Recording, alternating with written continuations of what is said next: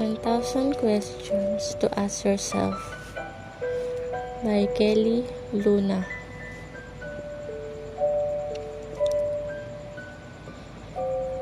If you were meet your mother before you were born and she doesn't know who you are, what would you say to her?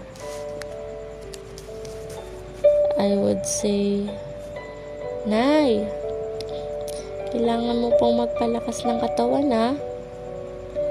Kailangan mo pong maging malusog. Kasi may isang sanggol na ipapanganak dito sa mundo. Kaso, di galing sa iyong sinapupunan. Pero, ituturing mo po siyang para sa iyong nanggaling. Ipaparamdam mo po sa kanya ang pagmamahal na higit pa sa kanyang mga magulang. At pakangalanan mo siyang Precious Joy. Napakagandang pangalan at sobrang makabuluhan kasi gustong mo siyang malaman niyang mahalaga siya at gusto mo magkaroon siya ng masayang buhay. Mapapamahal sa'yo ng sobra ang batang iyon na parang walang kulang sa kanya. At sa kanyang paglaki, mangangarap siya ng mataas. Kaya wag mo sana siyang iwan, Nay, ha? Mabuhay ka ng matagal kasi gusto niyang makabawi sa'yo.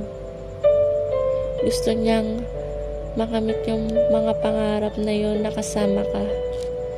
Kasi pag iniwan mo siya, para mo na rin siyang tinanggalan ng buhay. Kaya sana mabuhay po kayo ng matagal. Mahal na mahal po kayo ng batang yon. At sobrang miss na miss ka na po niya ngayon.